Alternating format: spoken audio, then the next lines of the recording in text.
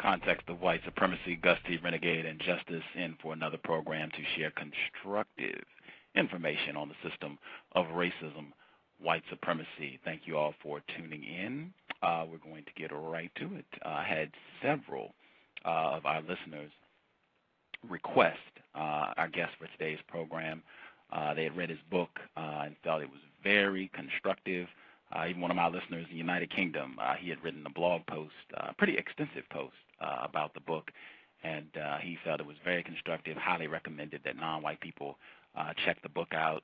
It really kind of focuses on how the system of white supremacy is central, is really the dominant political force on the planet as we know it, and more importantly, a non-white person wrote the book. Very rare. It has been my experience. It is very rare to find a non-white person who is informed and honest about the system of white supremacy, much less even comfortable using the term white supremacy, and that's all over our guest for today. It's all over his book. He is very comfortable using the term white supremacy and feel it exists, so I think this should be a very constructive program. Pleasure. We're very thankful he could take some of his time out of his weekend to speak with us. He is a professor at Northwestern University. He is the John Evans Professor of Moral and Intellectual Philosophy. Our guest for today's program, Mr. Charles W. Mills. Professor Mills, are you with us? Hello, Gus. Yes, sir. We can hear you, sir. Are you there? Yes, I'm here, sir. Outstanding. Outstanding. Thank you for taking some of your time to speak with us today, sir. Well, thank you for the invitation, Gus. Yes, sir. Could you please just share a little bit about yourself, who you are, so our audience has a better understanding just of who you are and why you wrote this book, The Racial Contract? Sure. I'm a black philosopher, and there are very few of us. It's like maybe 1% of U.S. professional philosophers are African Americans. We're talking about a very small number of people. So it's a very wide discipline, and the few of us who are active in the field are trying to transform it to make it more representative, to sort of speak to the human condition as such, and not just to the experience of white people. So I'm basically in political philosophy, which deals with questions of how the system is structured, questions of social justice, and so forth. So this book, The Racial Contract, was an attempt to sort of introduce into the field of political philosophy issues of race and racial justice. Outstanding. I got to ask for my listeners, you have a very distinct accent. May I ask where Okay, you can indeed. I'm originally from Jamaica. So I'm Jamaican American in one sense. I'm African American in one sense. Okay. Outstanding. I want to hop right to the book because, like I said, I had quite a few listeners who were familiar with your material, and they definitely wanted to hear from you. Okay, sure. Before I get to the book, though, you've already said you are a non-white male, correct? That's right. Yes, that's right. Okay. This program, the C.O.W.S, Context of White Supremacy, I have unfortunately concluded we are in a global system of racism, white supremacy, and the definition that I use for both racism and white supremacy is a global system of people who classify themselves as white and are dedicated to abusing and or subjugating everyone in the known universe whom they classify as not white. Do you believe such a system exists, and do you think that is an accurate definition? I wouldn't go along with you all the way with that, Gus. I think you have to sort of look at it historically, and certainly in the period of colonialism, if you're starting off a few hundred years ago, you do have this sense that, we, members of the white race, were the superior race, and, as such, we can sort of, exploit others. But I wouldn't say that we're in that time period now anymore. What I'd say is that we're now living in a period that is a legacy of this original sort of straightforward system of colonial domination, so that the way the system reproduces itself no longer relies as crucially on racist motivation. So it means that you can have many well-meaning white people, and it's not the case that they're racist, but they're benefiting from the legacy of the system, and the system will continue in place unless efforts are made to dismantle it. Do do you believe that we are still currently in a system of white supremacy? In the United States, certainly, and in the global level to a certain extent, yes. Though, of course, you also have to sort of take account of, the rise of India, the rise of China, and so forth. So it's, in other words, I'm just saying the picture is more complicated than it would have been, let's say, 100 years ago when Europeans formally ruled the planet. Okay. I just want to make sure I'm clear with the audience and everything. You did say United States, you definitely think so. Worldwide, you would still say yes, but it seems to be a little more complicated because there are non-white areas that are becoming more powerful, would you say? Right. You have the rise of powers that are non-white nations. We're in a period, of course, when we have formal decolonization, even if there are structures of economic advantage that still sort of reflect the past history. I'm just saying that it's a sort of a more complicated picture now than 100 years. If you were to go back to say 1910, we're about to enter 2010. If you go back to 1910, 100 years ago, it's completely straightforward. European powers dominate the planet, so most of the planet is colonized by one or another of the European empires. And then, within independent nations like the United States, like the Latin American nations, white people, dominate people of color. So I'm saying that's a period that's absolutely clear-cut. I'm just saying the picture now is somewhat more ambiguous, somewhat more muddy. Obviously, people of color have more power now than they would have had then. Okay.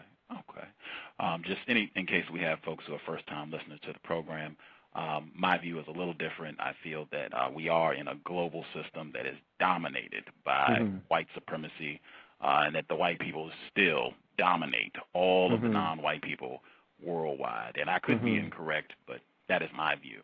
Yes, sure.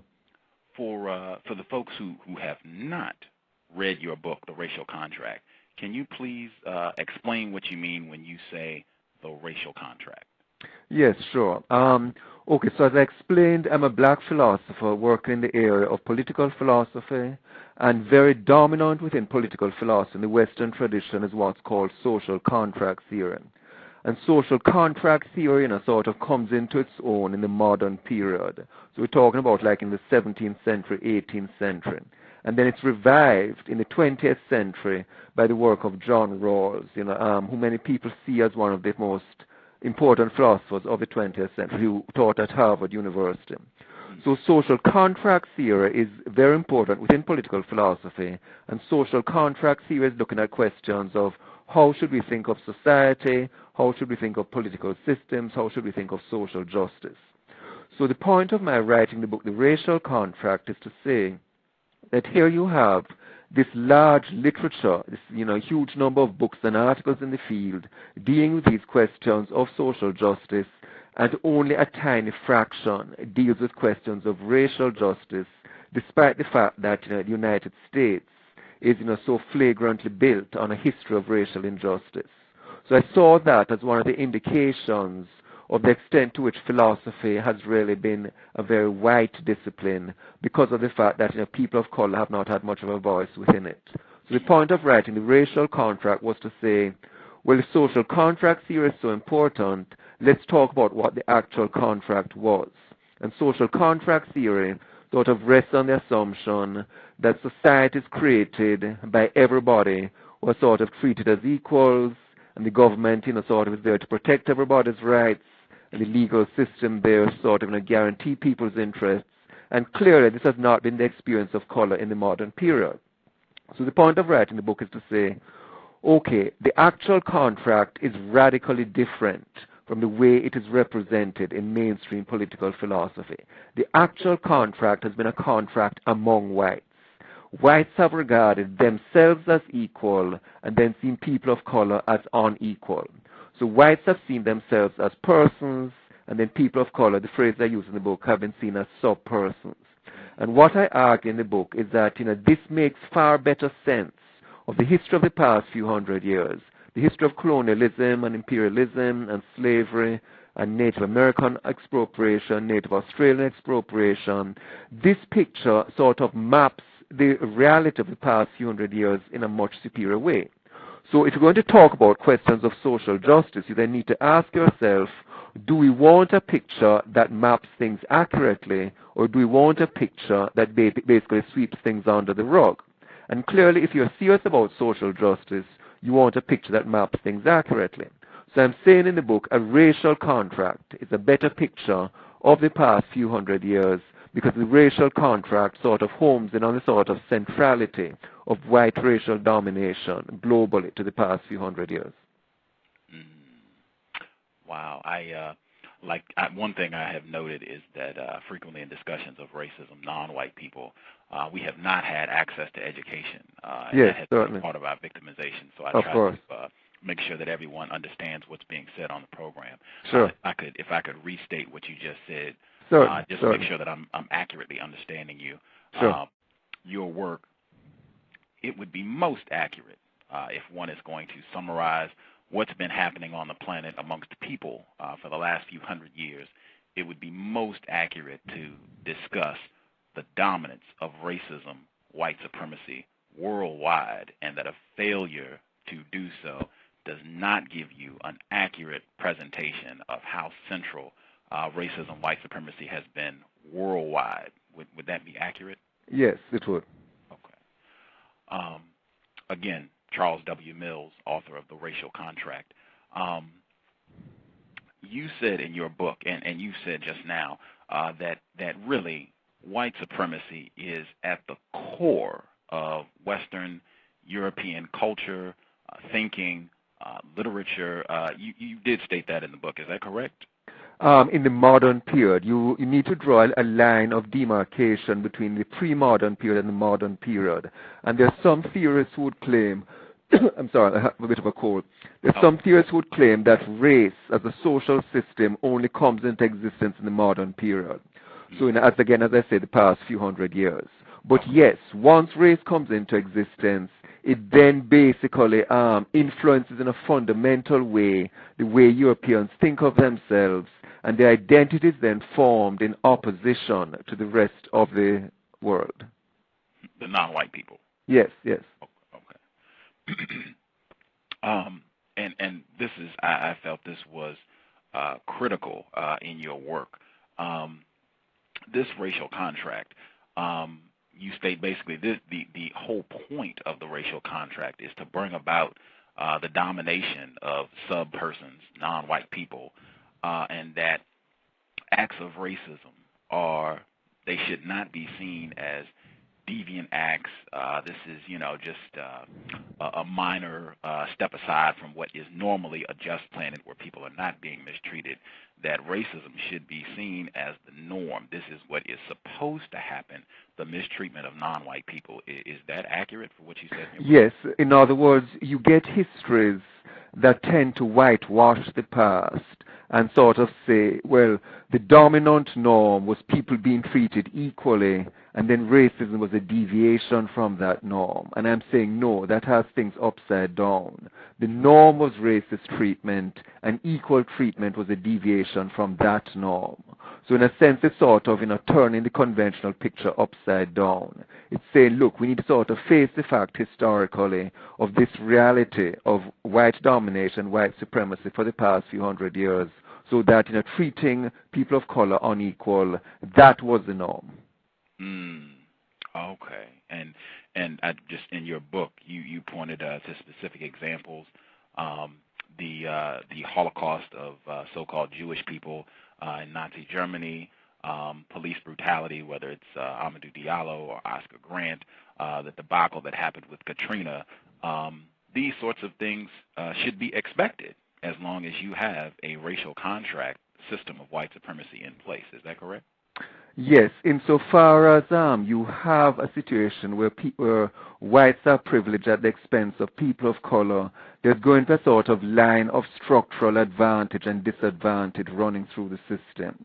So that, the advantaging of whites at the expense of people of color is going to be sort of, part of the reproductive logic of the system. Wow. I have a co-host. She is a non-white female, and she is all of 10 years old, but she understands that we are in a system of racism, white supremacy, and she's trying to learn about that so she can help establish justice. Justice, if you are there, if you have some questions you would like to ask Professor Mills, please go right ahead. No, I don't. Oh, okay. I will check back in a couple seconds if you have some questions. Professor Mills, in your book, and you've already alluded to this, can you talk a little bit about why you reference and feel it's accurate to reference non-white people as sub-persons, non-persons? Okay, the point of coining that term was to sort of, highlight the fact that in the modern period, human equality is supposed to become a general norm. Now, the idea is that if you look at, the the world of 2,000 years ago, if you look in the European system, the world of ancient Greece or ancient Rome, or if you look at Europe under feudalism, then inequality was the norm. So that in ancient Greece, in ancient Rome, you have citizens above slaves. In the medieval period, you have lords above serfs. So these are systems of hierarchy. And then the modern period, 1600s, 1700s onwards, that's when you're supposed to have the revolutions that make equality the norm. So the American Revolution, and of course in the famous lines of Jefferson, the Declaration of Independence, we hold these truths to be self-evident that all men are created equal, or the French Revolution, whose slogans are liberty, equality, fraternity. So equality is supposed to become the norm in the modern period. And then the point that I try to make in the book is that this is a norm which really only holds true among the white population. So the white population are seen as equal persons. I mean, that's not strictly true, of course, because we need to take account of gender. But the white population are seen as persons, and then people of color are not seen as persons. So I suggest that a useful way of highlighting this for us is to coin the phrase sub-persons. And the idea would then be that as a person of color within this system, you're not a full person, you're a sub-person. And what this implies is that the rules are different for you. So it means that the moral code is different, the legal system is different, the role of government protection is different. It means that there's a different set of rules once you cross the color line. Can you share with our listeners some of the evidence that you cite in your work where white people have said explicitly non-white people, different groups of non-white people, be it black people or so-called Native Americans or Asians, are not human beings? Okay, I should clarify again. It's complicated. When I say when I say sub-person, that covers a range of different statuses. So the idea is that in each case, you're not equal to a full person, but the way in which you are not equal varies. So some kinds of races, in other words, what I'm saying is that racism is not a monolith. There are different kinds of racism. So some kinds of racism said that people of color were not human at all. Other kinds of racism said, yes, they are human, but they're not humans that are equal humans, etc. So I just want to sort of, alert people to the fact that you get different varieties of racism. So it's not necessarily the case that you're not seen as human, but you're certainly not seen as an equal human. Yes. Okay, so, I'm sorry. So here are some examples. So this is from an American Justice Joseph Story, sort of giving an explanation of what was called the doctrine of discovery. And the doctrine of discovery was one of those sort of key legal principles that justified the expropriation of Native Americans. Okay, so here's a quote now. So the title of the Indians was not treated as a right of property and dominion, but as a mere right of occupancy. As infidels, heathens, and savages, they were not allowed to possess the prerogatives belonging to absolute, sovereign, and independent nations. The territory over which they wandered and which they used for their temporary and fugitive purposes was, in respect to Christians, deemed as if it were inhabited only by brute animals. End of quote. So in other words, what you're basically saying is that you have these creatures across the land, but they're not really full humans. They're savages, and as such, we don't need to sort of accord to them the same legal rights they would have if they were full persons. So that then justifies you in expropriating their land. So the idea is though they've been here, you can claim you've discovered them because your status is different from theirs. So this then obviously goes a long way towards justifying European expropriation of native land, because native title to the land is not being respected. Sorry.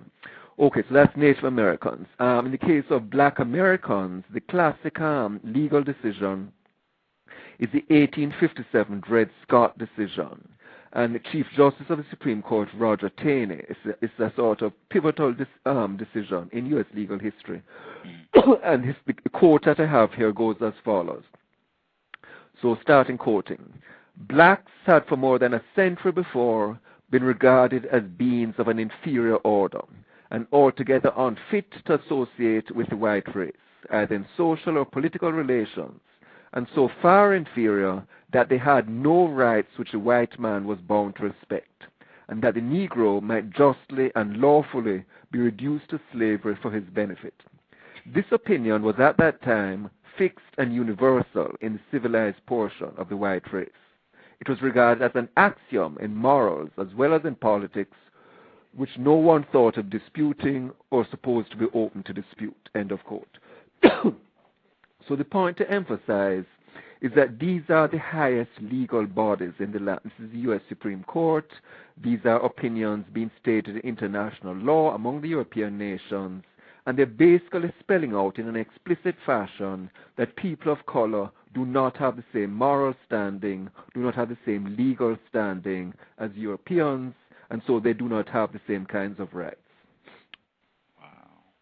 Do you see current day examples where this sort of sentiment, either explicitly or implicitly, these sorts of things are still being said, or this way of thinking is still being acted out in terms of how white people relate to non-white people?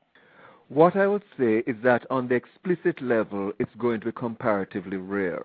You'll find it now more sort of restricted to racist fringe groups, the Ku Klux Klan, Aryan Nations, and so forth. But in mainstream discourse, it's going to be very rare that you find such sentiments. But the question you then have to ask is it the case that there are policies which, even though they're not sort of racist on the face of it, are there policies which continue to reflect this attitude that, people of color are sort of worthless, that their rights are not the same as white rights? So you need to look at policies in terms of, the kind of underlying effect of them, the underlying rationale and the overall effect, which you can say still has the effect of treating people of color as if they're not equal, but it will not be the case now that, people will be sort of saying in an upfront and overt fashion, people of color are not equal. I mean, it will be very difficult to sort of get away with saying stuff like that these days. I want to point out our listeners in the United States, at least two examples I can think of where and I agree totally, you don't see this type of thing explicitly stated anymore.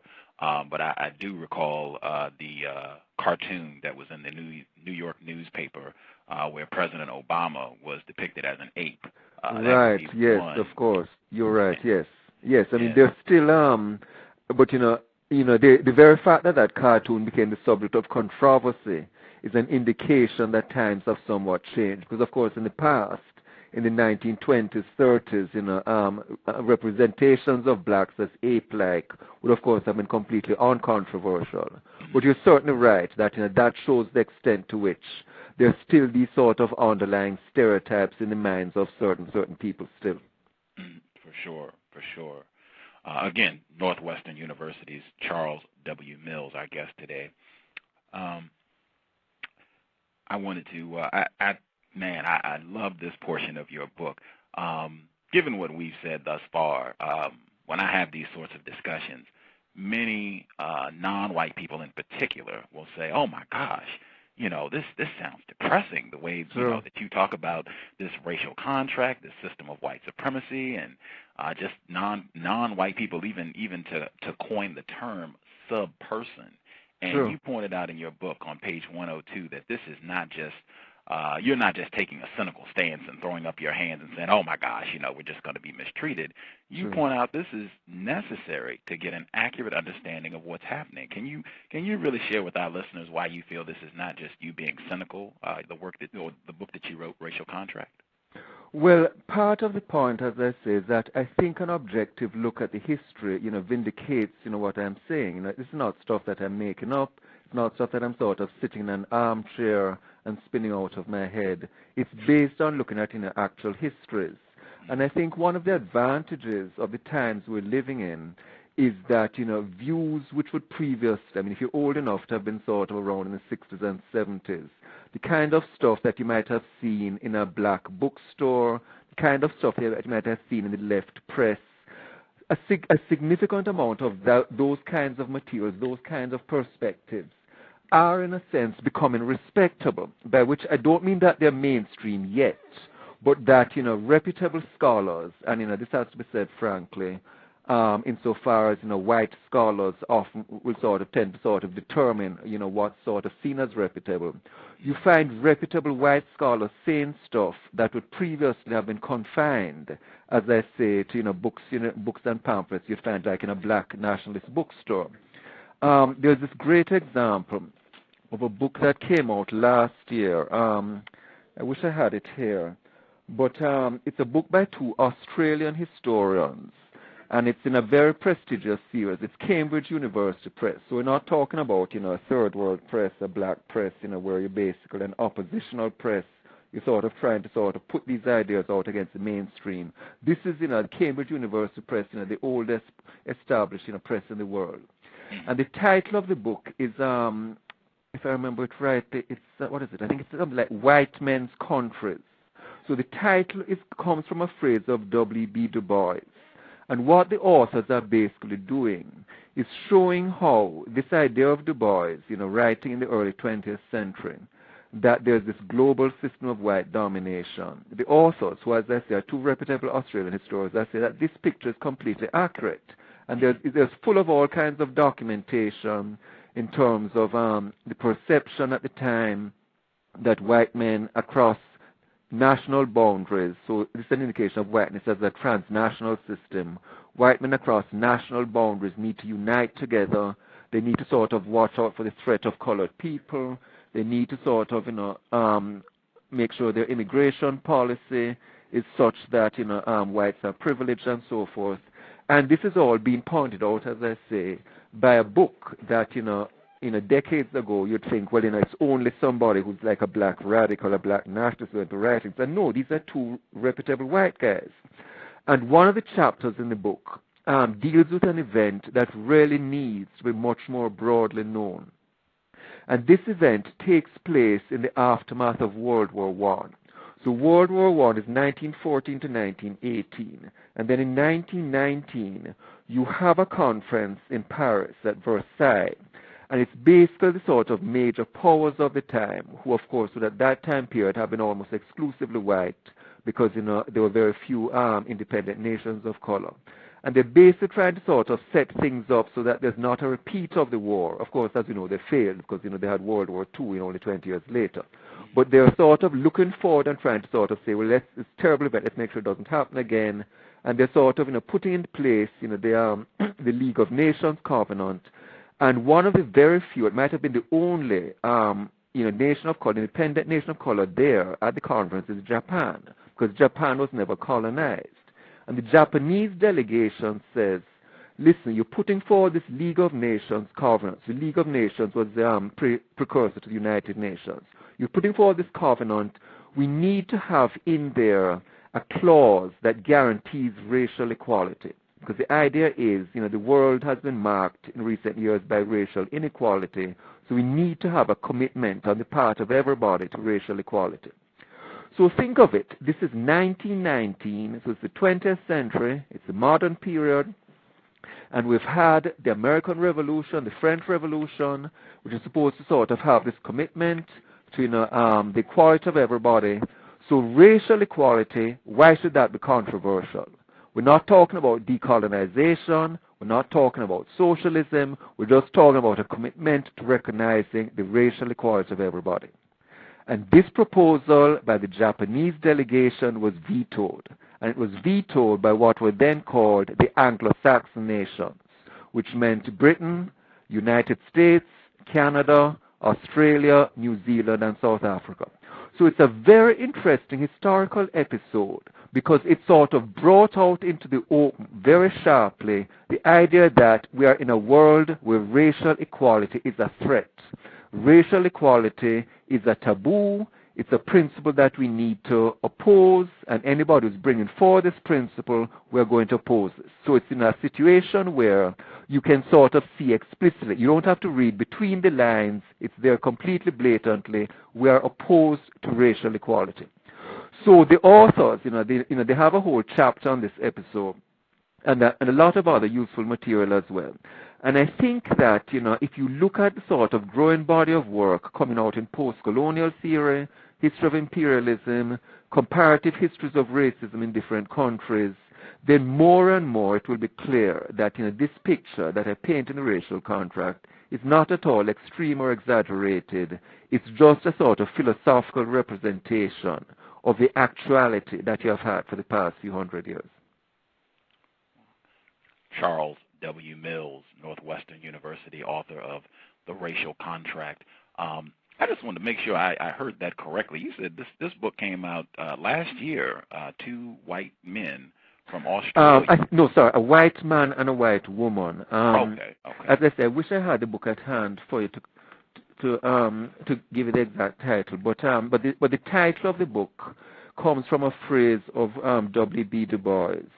And it's, looking at the period, late 19th century into the 20th century. And they're really talking about, what might seem like an extreme phrase, global white supremacy, sort of the extent to which white supremacy is a transnational system. Okay. And if I understood correctly, they were talking about the threat of non-white people perhaps disrupting white men's country, white people's country. They were not talking about social justice. They were talking about making sure that we maintain the racial contract. Is that accurate? Okay, sorry. I'm saying the authors are describing how the white governments the authors themselves are anti-racist. The authors, okay. Sorry, it's possible that I explain things badly. The authors are sort of siding with Du Bois and saying, here's evidence, for the kind of analysis he was giving. So by this study of, governments of the time, which is, as I say, late 19th century, early 20th century, they were showing how Du Bois' picture was accurate. Okay, I got you. Yeah, I would be interested in checking that out. Yes, certainly. Sure. Oh, no problem. I want to double check my co-host Justice to see if she has thought of some questions she would like to ask. Justice, if you're there and you have some questions, please go right ahead. Take the earpiece out. Excuse me. How is your book constructive? Hello? Hello? Hello, yes? How is your book constructive? How does my book instruct you? I'm sorry, I didn't quite hear the question. How is your book constructive? Oh, how is it constructive? I'm sorry, I didn't hear you. I think it's constructive in the sense that it points to a history and it then challenges us, and it particularly challenges white readers because, whites have more power than people of color. It challenges white readers in particular, though all of us, to sort of say, given this history, what should we do now to bring about a racially just society? So I would like to think it's constructive in that sense, in the sense that by educating ourselves about the past, we can then move forward to a non-racist future. But the only way to do this is to recognize this legacy of white supremacy and the way it has shaped the modern world.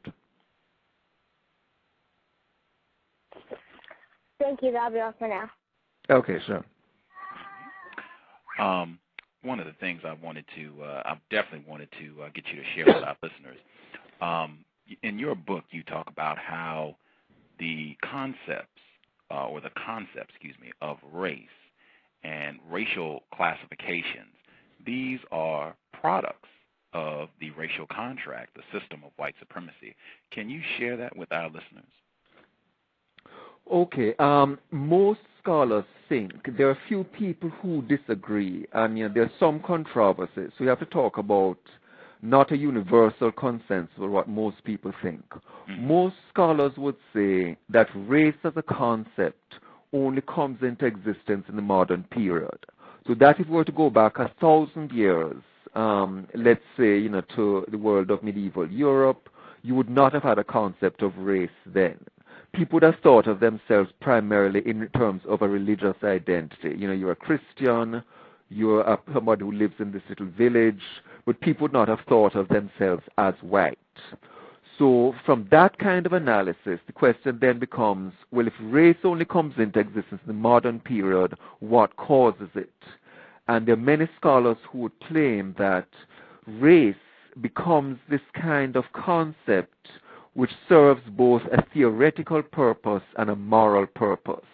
The theoretical purpose is that it explains differences among human beings. And the moral purpose is that it then justifies systems of domination in that, as I said, people of color are generally given a lower moral status than whites. So the idea is it is morally acceptable to enslave these people. It is morally acceptable to take these people's land. It is morally acceptable to colonize these people. And in each case, the sort of underlying rationale is that these people have a low moral status. So that's the point of my using the concept of a sub-person. They have a lower moral status, and as such, that justifies our doing to them what would not be morally acceptable if done to our fellow whites. So it's that argument that I'm basically utilizing and saying you can see that as a situation where the concept of race and the way race is deployed is then tied up with a racial contract.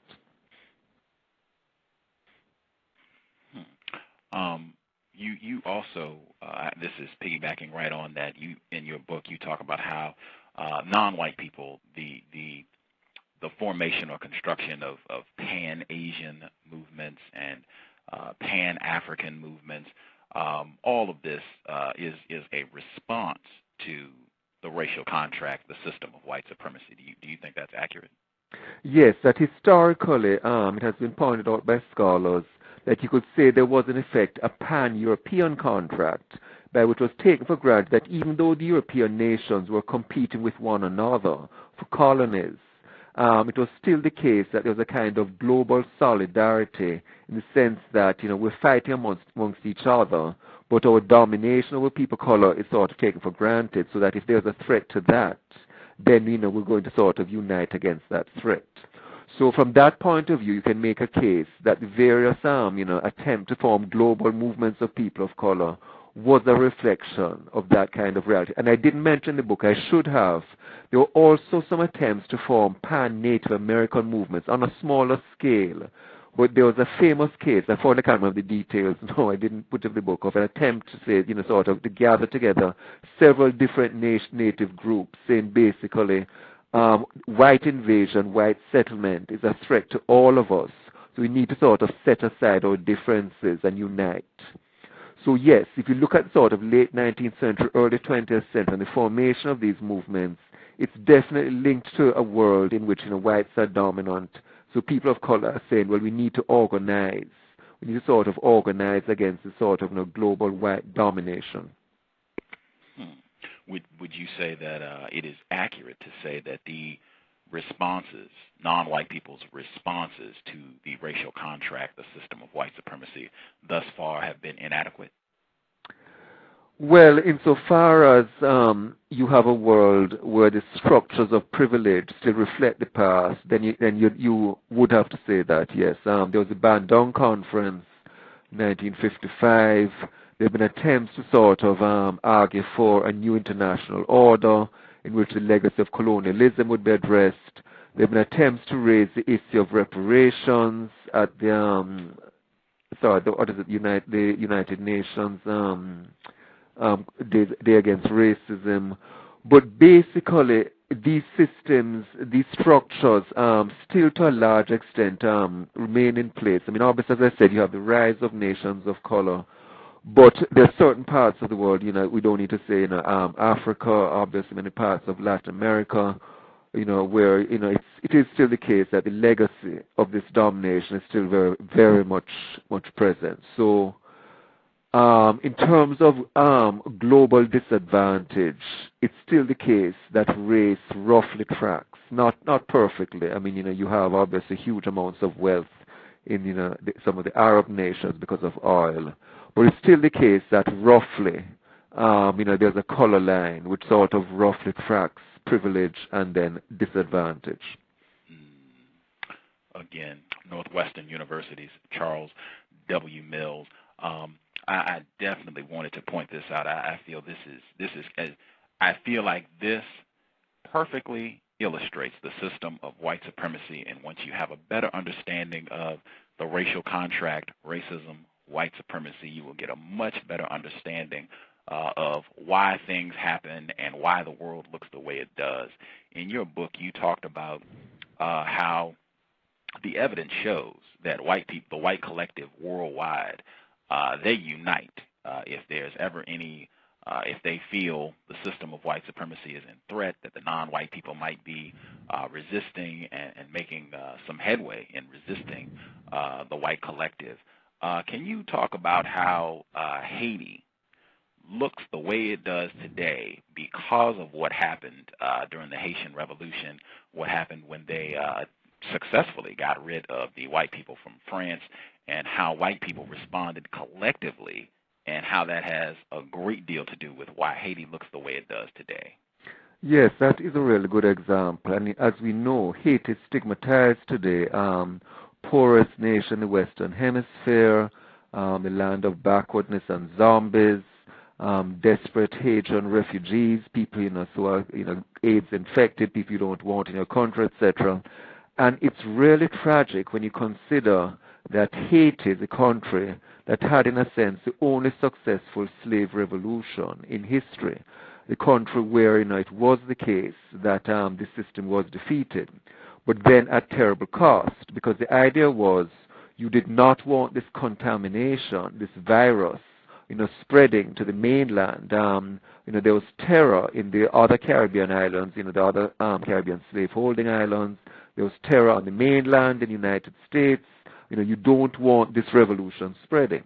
So, basically, there was this embargo.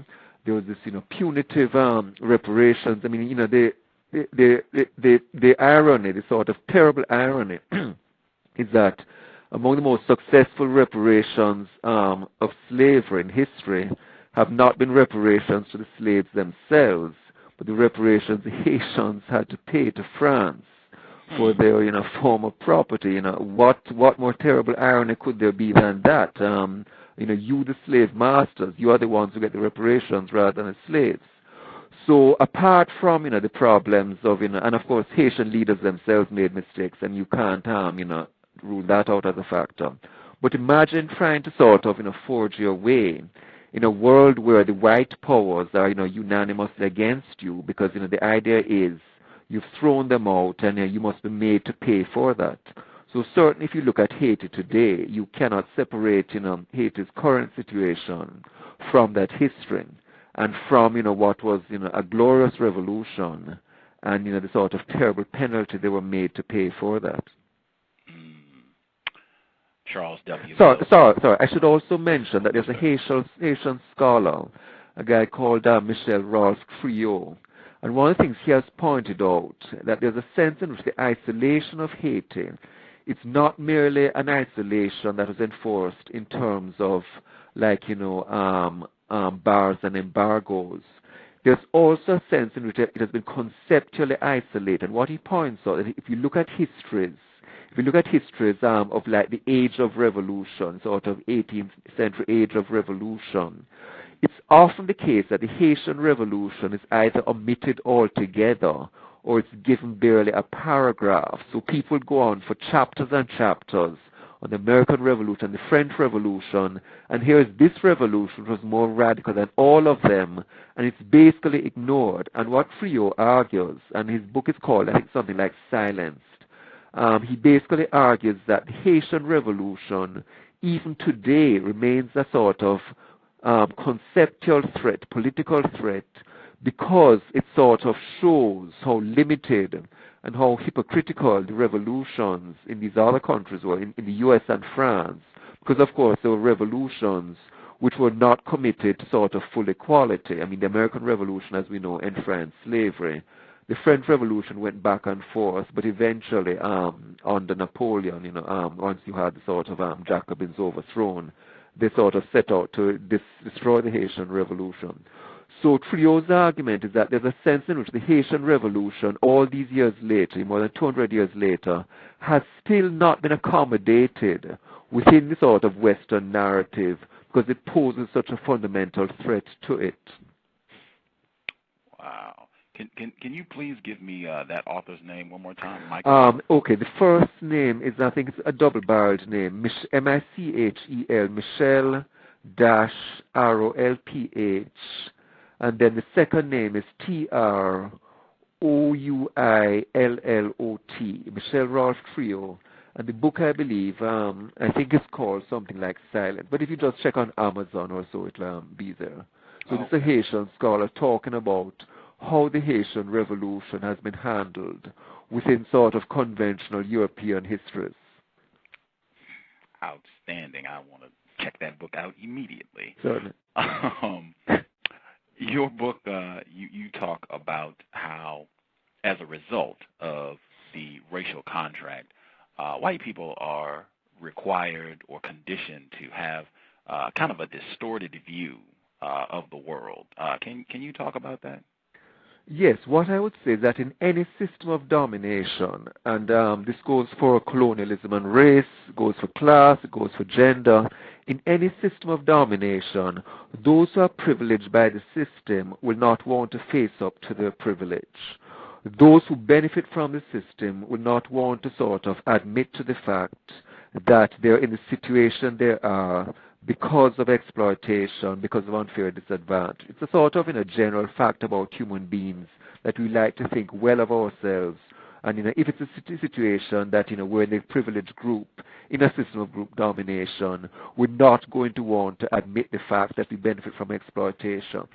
So in the case of race and racial domination, the way this manifests itself is in a refusal on the part of most whites, and I don't want to say all, but on the part of most whites or many whites, to admit the extent to which their wealth, their access to job opportunities, their education rests on the systemic disadvantaging of people of color.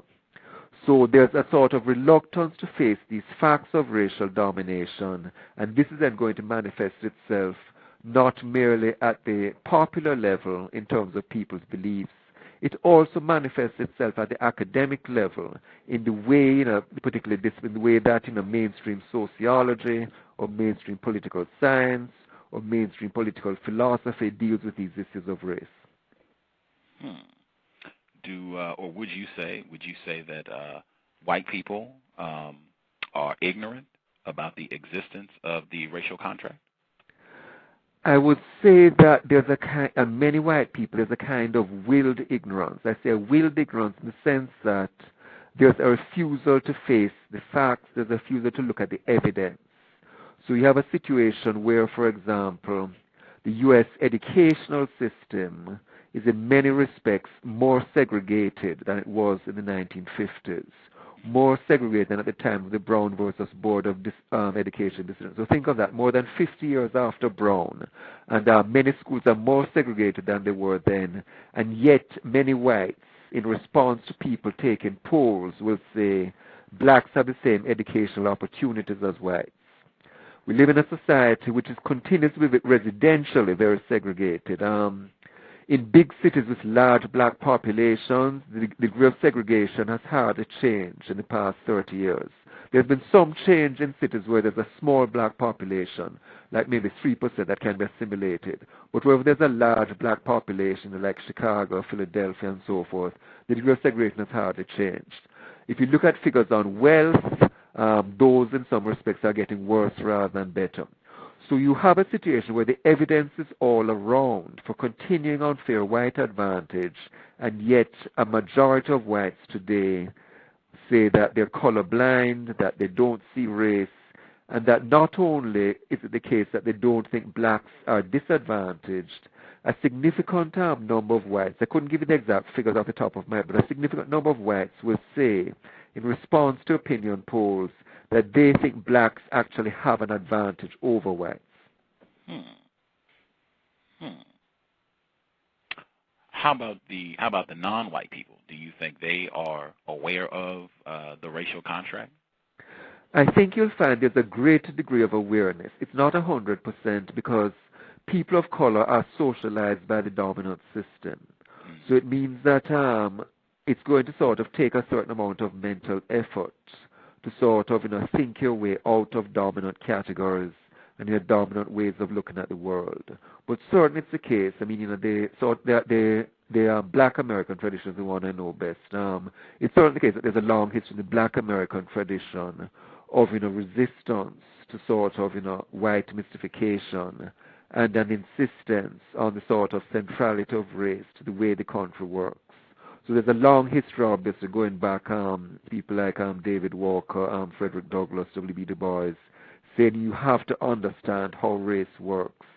And what I would like to think is that the racial contract is, in a sense, in the line of these kinds of historical analyses given of the system, that even though they're not necessarily using the language of contract as I am, I would like to think that they would endorse this analysis and say, yes, this sums it up. This is a more realistic way of looking at things than the mainstream white view. And this is just one of the things I find very interesting on this program, the C.O.W.S. I generally have white guests on the show to talk about racism, white supremacy, and the reason that I do that is because I have found that white people are extraordinarily informed about the racial contract, racism, white supremacy. I would say just this show, I think they have evidence that they are far more informed than the non-white people. That's funny, okay. In fact, I have evidence. In fact, the non-white guests that have been on this program, and you said you didn't think the definition today was accurate. Right. For the first 7 months of this program, not one white person came on this show and said they thought that definition was inaccurate. Is that a fact? Really? Okay. Every white person that came on the show said that definition was correct and that we are in a system of white supremacy. And this prominent white people. In fact, C.O.W.S, she's also at Northwestern. She came on the show in July. Yep, definition is correct. I yes. See. Okay. In fact, the white people who have disagreed it's been phenomenal. One of the white people who disagreed was former Imperial Wizard of the Ku Klux Klan. You had a Klansman on the show? Yes, sir. Yes, sir. My God, I see. Former, he's not in it anymore, but I see. Okay, former. Dr. Peggy McIntosh. She has authored about white privilege. White privilege, yes, certainly. She didn't agree. However, she, in her own work, she recommended the use of the term white supremacy. She said it exists. She just didn't like my definition, but she would not volunteer her own. As you know from my work, Gus, I do use the term white supremacy. Yes, sir. It's just that, how exactly do you interpret it? So it's that point of view that I think I had some misgivings about the way you were interpreting it. So I do agree that white supremacy is an accurate conceptualization, but the question is, what's the particular content that you give to it? Yes, sir. Yes, sir. I feel like one of the biggest problem I really feel like is that non-white people are really confused about how racism, white supremacy works worldwide. Yes. I think even a lot of the non-white people who have made efforts to replace white supremacy with justice, they have demonstrated a lack of understanding. in some of the things that we suggest that go back to Africa, as though Africa is not dominated by white supremacy. Having our own community, I hear that frequently when, at least to my knowledge, white people dominate the ability to get a house or a loan, or even if you do get the community, they have shown manifest destiny, they can remove your entire community tomorrow if they want to. You talk in your book about how a large part of white supremacy is about conditioning the non-white people to voluntarily submit to white supremacy. Can you share some of that with our listeners? Well, in the classic period of white domination under colonization, for example, you'd be raised, completely in the intellectual systems of the colonizing power. I mean, as I mentioned to you, I'm from Jamaica originally, so Jamaica was originally a British colony. So the idea is that you'd have been raised to sort of identify with Britain, to see Britain as the mother country, to sort of take those values as your own, and it would have been same for people of color in the French empires and the Dutch empires and so forth. So that would be in a sense sort of most clear-cut case where it's the case that you're a person of color, but you're sort of socialized from the start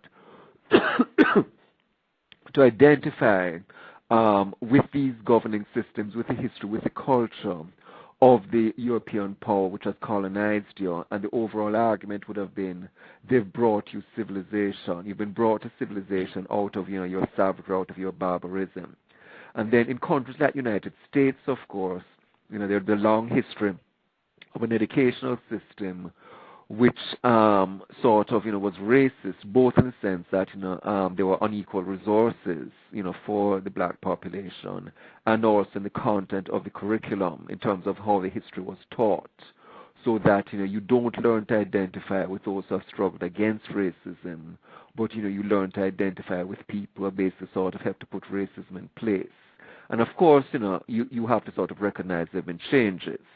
But it's striking that in terms of what was being taught in U.S. history textbooks used widely in like high schools across the country, as late as the 1940s, 1950s in this country, you'd have gotten a sanitized picture of slavery. There's this great phrase, the Magnolia and Mint Julep School.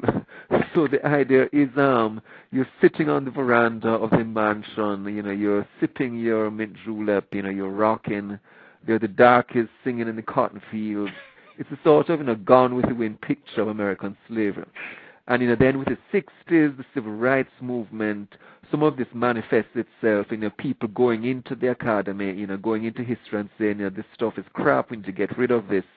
So that the analysis of somebody like Du Bois, writing way back in the 30s in Black Reconstruction, that kind of analysis is then vindicated. But for a long time, you have a sanitized picture of slavery, you have a sanitized picture of the wars against Native Americans, so that the centrality of racism is really, in a sense, sort of swept under the carpet. Wow. Again, Mr. Charles W. Mills, Northwestern University. Double check Justice, if you are there. If you thought of some questions you would like to ask Professor Mills, please go right ahead.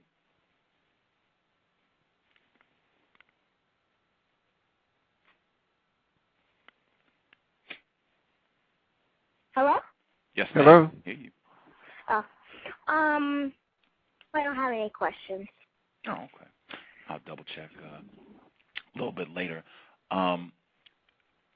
If you could, have you seen, Professor Mills, have you seen any evidence that white people, a significant number of white people, are interested in replacing the racial contract, the system of white supremacy, with a system of justice? I think the fact that you do have white support for reparations, obviously we're talking about a small minority, but there is some. I think the fact that you do have a large literature coming out of the past 15, 20 years looking at whiteness critically, what's called critical white studies. You mentioned yourself that most of the people you've had on your show have been white scholars. I think that's a very positive change, and what you have to hope is that this becomes, widespread, that this becomes the norm. It's not the norm now, but you have to hope that this shows the possibilities for a more democratic future, for a more racially just social system. I've asked quite a few of the white people who've been on the show, Tim Wise, Michael Bradley. I think you kind of vaguely referenced his work in your book. I've asked them. None of the white people that I have asked have said they see any evidence that white people are interested in no longer practicing white supremacy. And oh my God! Just, it's a good thing I've been listening to your show, Gus, that I've gotten too depressed, obviously. wait a minute, we're not cynical. Wait a minute, we're not cynical. We want to be honest. I see. You want to be honest and realistic. Okay. Yes, sir. So obviously I have an overly optimistic view. That's clear. I'm just curious if, and I mean, hey, they could be wrong. Maybe maybe there's going to be a lot of white people coming through to correct all this, but on the evidence they would say not. Yes, I unfortunately agree. I just don't see evidence that that's true. Sure. If that's true, what should the non-white people be doing to correct this problem if white people are just going to continue practicing racism on into infinity? That's a very difficult question. Of course, Derek Bell, as you probably know, he has that analysis, what he calls racial realism. He basically says racism is permanent. Racism in the United States is permanent, and it's an illusion to think you're only ever going to sort of get away from it. So what you then need to do is to sort of, organize as best as possible within the framework of taking racism for granted and then saying, given that as a kind of fixed point, what are the possibilities? So he then says what you need to do is to sort of work out what kind of issues could you have a convergence of interests on. At what points could you say it's in the interest of either all whites or some whites to have this policy which would benefit people of color also. So there's that kind of approach that what you do is you say, okay, appeals to justice, appeals to morality, they're going to have limited or no effect. Let's appeal to people's material interests and see if we can get some policy that would benefit whites as well as, if not all whites, at least some whites, and if we could get a kind of convergence of interests, and so you could get white people on board with a policy of that kind. Okay. I'm just curious, how have non-white people responded to your work? I'm just curious. It's been very enthusiastic. I get a lot of emails. I mean, these days, of course, it's so easy to communicate. So, students write to me out of the blue. Professor Mills, I was assigned your book. Thank you so much for writing this book. It's really opened my eyes. Stuff like that. And it's very gratifying to sort of get that kind of feedback from people. But I have also got a response similar to what you've mentioned, which is that you've said all this stuff in the book, but what do we actually do? Because the book is short on sort of concrete recommendations. Not the case that I end with a chapter saying, okay, here are the solutions. So some people have also expressed frustration. You said, you've mapped the problem very well, but you haven't given us much in the way of solutions. So I've gotten responses that are generally enthusiastic about what I've said, but in some cases I've gotten criticisms for not sort of mapping a positive way forward.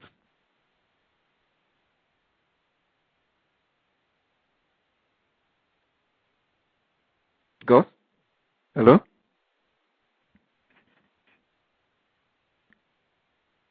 Hello?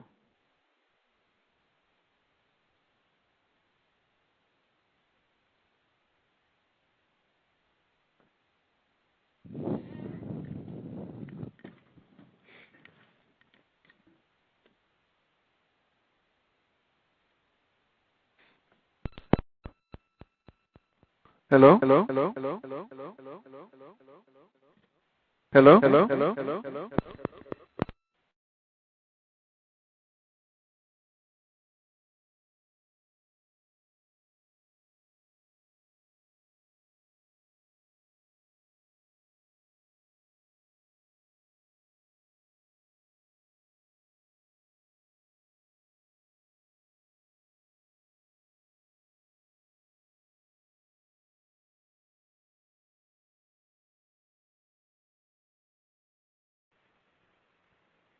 Okay.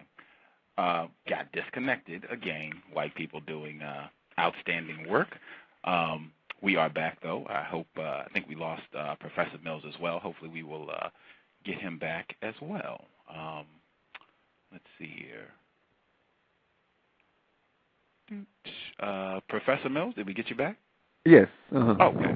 Sorry for we've had these sort of technical difficulties doing this program. I suspect white people who practice racism don't like this show. Thank you for calling us back, though. Sure. I wanted to get an opportunity because we had some people who did call in with questions. It seems we lost them too. Hopefully they'll call back so we can get some questions. But I did want to ask, what differences, since you grew up in Jamaica, what differences have you observed in terms of how the racial contract plays out in Jamaica as opposed to what you've seen here in the States? Well, the situation in Jamaica is more complicated because the way the lines are drawn is somewhat different. In the U.S. historically, the main dividing line has been white, non-white, and then within the non-white category, black has been the most important component, and blackness has been defined by the one-drop rule. So in Jamaica, historically, it's different. What you have is a pyramid that has been divided into 3 layers: white, brown, and black. And browns, people would be categorized as black in the U.S. People of sort of mixed racial origins constitute a sort of category of their own. So it then means that it's a more sort of internally complicated system, because on the one hand, you have a situation where it is the case that whites historically have been at the top, but you also have brown privilege, and you have browns as a group sort of seeing themselves as sort of distinct from dark-skinned blacks. Now, that was a sort of classic model for a long time, and obviously within Jamaica became independent in 1962.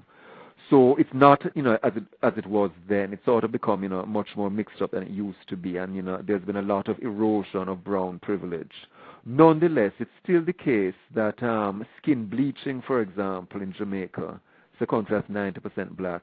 Skin bleaching is quite widespread, and it is the case that some people still feel that you do not really have blackness accepted at the national level in terms of a sort of cultural norm. That it is still the case that a brown elite controls things in certain respects.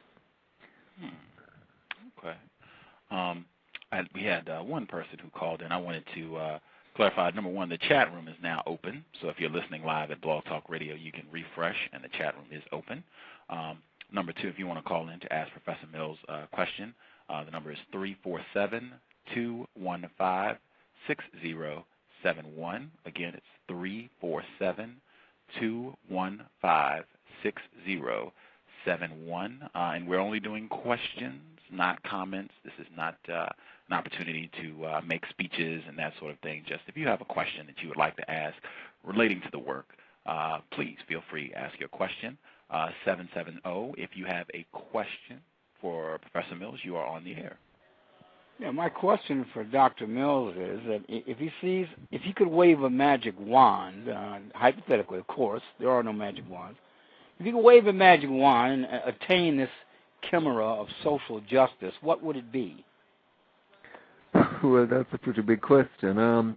Well, to begin with, I should point out social justice has many different aspects. I mean, I've focused on race. I'm focused on race in my work, but I wouldn't want to give the impression that race is the only dimension of social injustice. I did mention briefly there's class, there's gender as well. But in terms of race, if I could wave a magic wand, I'm sorry. First of all, I think we need desegregation. You need a situation where, it's not the case that, neighborhoods are sort of sharply demarcated by race, because this has all kinds of impacts in terms of, people access to sort of, equal services, property rates, good schooling, and so forth. You need an equalization of a huge wealth gap between blacks and whites. The current ratio, I think, is that the median white household has 10 times the wealth of the median black household.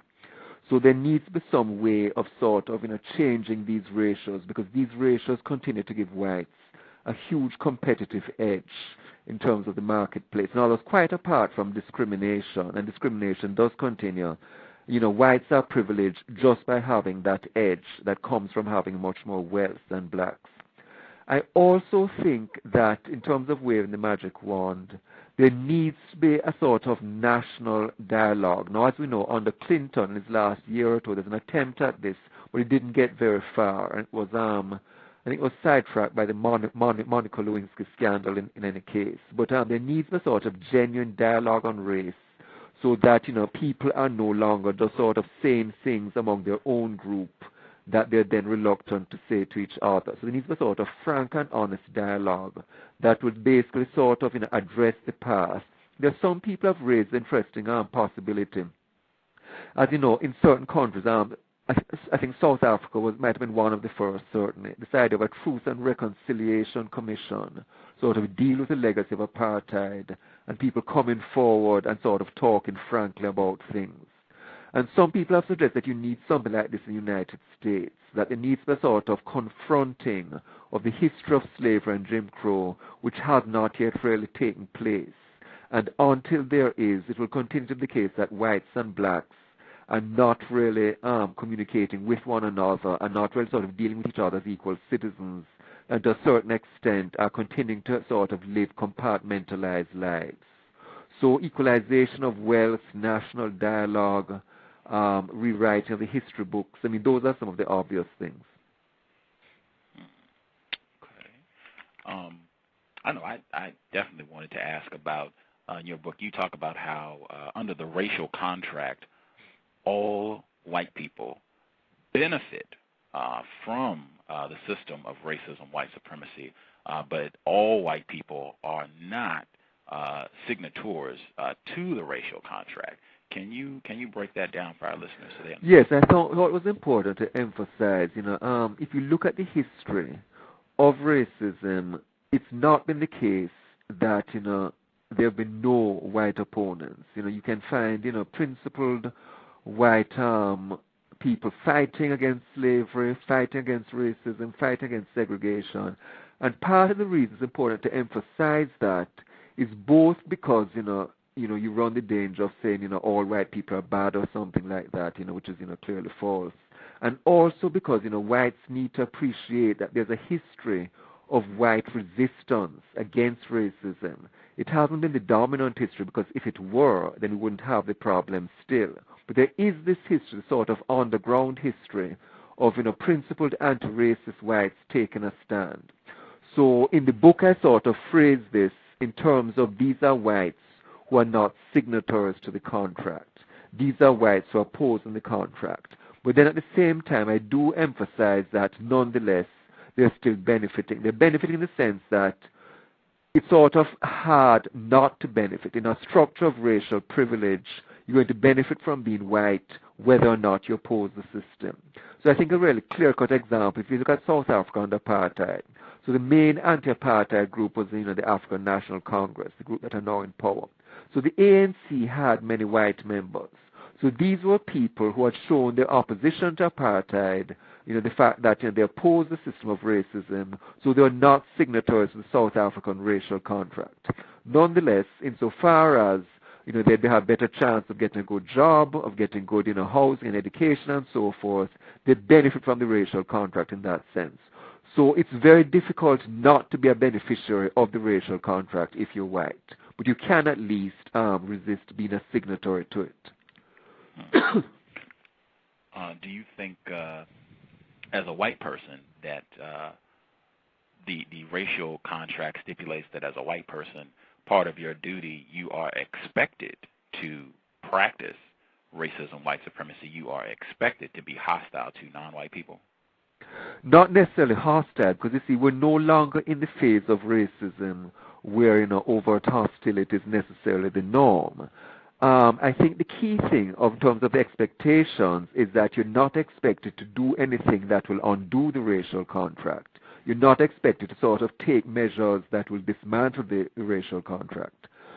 And that really is a sort of crucial line of demarcation as to whether you're going to be a signatory or not.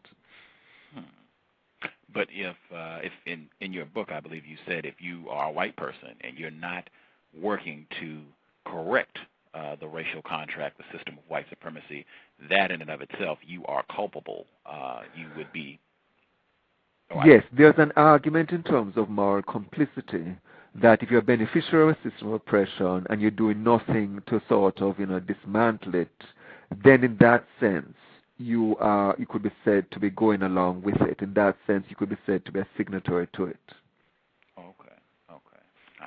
I would wholeheartedly agree with that. And even the white people, my view, even the white people who allege to be against racism, as long as the system of white supremacy is still here, I don't think anyone, white or non-white, can really say, well, I'm working against racism. I am an anti-racist because the system is still here. I think it would be best to identify the anti-racists. Once the system has been replaced, then we can easily pick out the people who are responsible for crushing this system and creating a system of justice. I think that is a helpful way to look at it, because I think there are a lot of people who allege to be against racism, but in actuality they are not. And I think some of those people have come on this program. I wanted to double check with Justice. If you're there, if you had some questions that you want to ask, please go right ahead.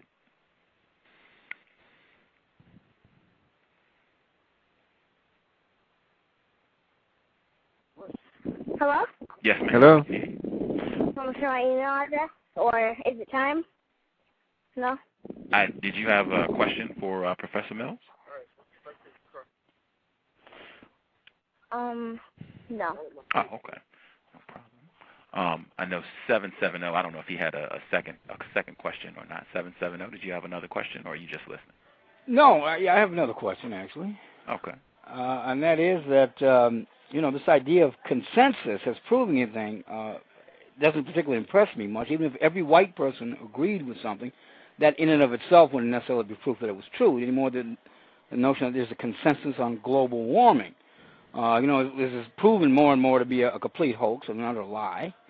But my question to Dr. Mills is this notion of consensus, is what going to determine objective and universal truth, the fact that most white people, or even that many white people, agree with a particular notion? No, I certainly don't believe that that what reality is determined by consensus. I mean, I disagree with you. We're saying that global warming is a hoax. I mean, I certainly don't agree with that. No, people can look. There was a time period when many people thought the Earth was flat. Well, the Earth is not flat; it's round. So the fact that large numbers of people, even all people, agree on something does not necessarily make it so. No, but I mean that's not what I was appealing to in my argument. I was basically saying that there are criteria for justice and what's unjust. And I've just been saying that historically most whites have gone along with injustice of a racial kind, so that there's a consensus in that sense. So I wasn't using sort of fact of white agreement to show that was right at all. Here we had widespread white agreement, but what I would claim is that they were agreeing to something that was wrong. And there certainly was a notion, I would agree, that at one time... We didn't hear what you had to say, 770. I can bring you in now if you had a question that you wanted to follow with that, sir. Question, please. Your observation that most whites at one time agreed with the notion of white dominance, if not white supremacy. I mean, I think that's empirically true. But we know that was an invalid notion. I equally subscribe to the notion of the fact that there is an intent to maintain white supremacy for white supremacy's sake. That might also be as spurious or almost as spurious a notion today as was the former. Is that not also possible? I'm sorry, that there's a consensus of most whites to continue with racial dominance? To deny the idea that there should to deny the idea. Yes, deny that there should be white domination today, as in the past there was a notion to maintain white supremacy for its own sake. I mean, is that possible? I think if you asked most whites that, the answer would be yes, that most whites would deny as a matter of fact that there is white domination and would also agree that there should not be. Yes. And then the question is, are they right on the empirical point that there's no more white domination, or is it the case that there's evidence that they're ignoring? I tend to agree with Professor Mills. I think there is overwhelming evidence that racism, white supremacy exists worldwide. I do think a great many white people will say that either it doesn't exist or it does and it should not exist. I think they will say that publicly. But I think that is because, as Professor Mills has pointed out, in this particular era, racism is much more refined. It's not acceptable to come out and make those sort of statements. It's not acceptable to come out and talk about non-white people as non-persons, monkeys, things of that nature. We're supposed to be in a system of justice where people are not mistreated. That's what is supposed to be said publicly.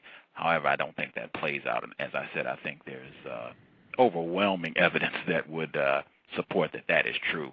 And I also would agree. It doesn't matter just because a lot of white people agree to something I've said repeatedly.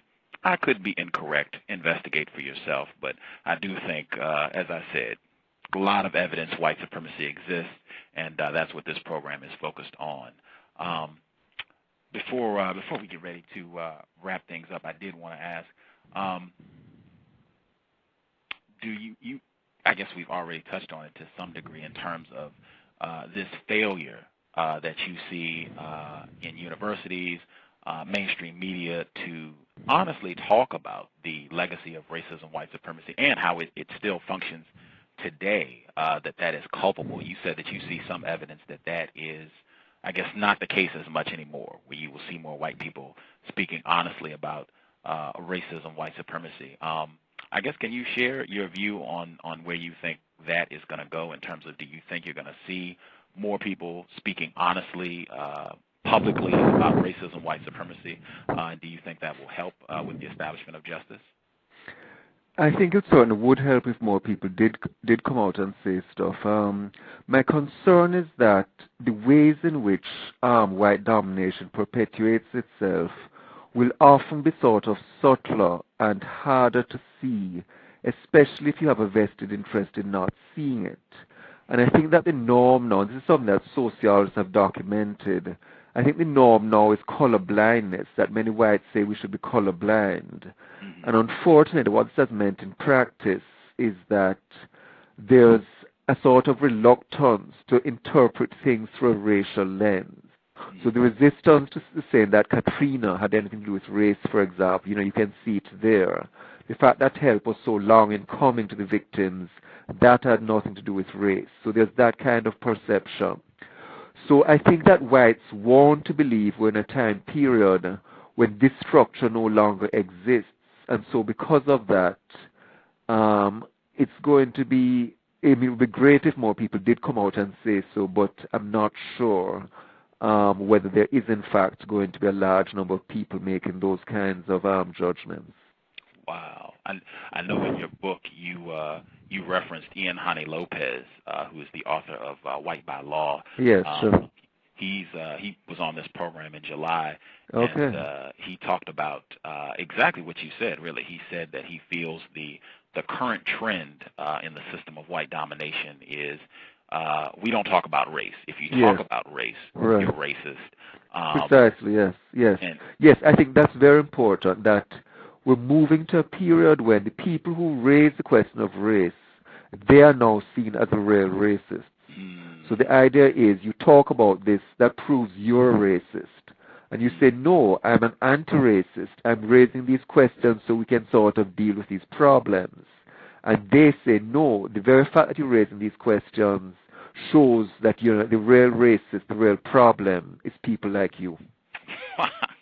Have you had any white or non-white people who have accused you and said, hey, Professor Mills, you are racist. You are the reason we have all this, because we can't put all this stuff behind us. You keep bringing up old stuff about slavery and what happened, 50 years ago or 200 years ago?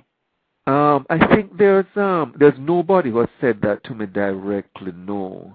But there have been situations where I've tried to teach this material in classes, and I've gotten a hostility on the part of some students.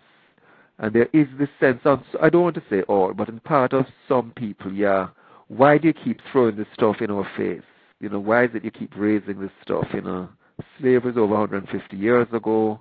How come you're still bringing this kind of stuff up?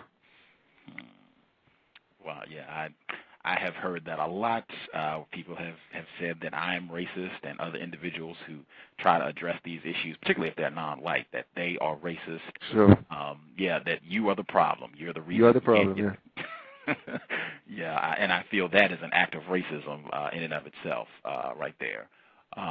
Someone called in at 111. I don't see a number or anything. If you called in, you got a hand up at 111. Greetings, Renegade. Oh, right on, Mr. 720. How are you doing, sir? Okay, and greetings to your guest, Professor Mills. Hey, what's up, man? Hey.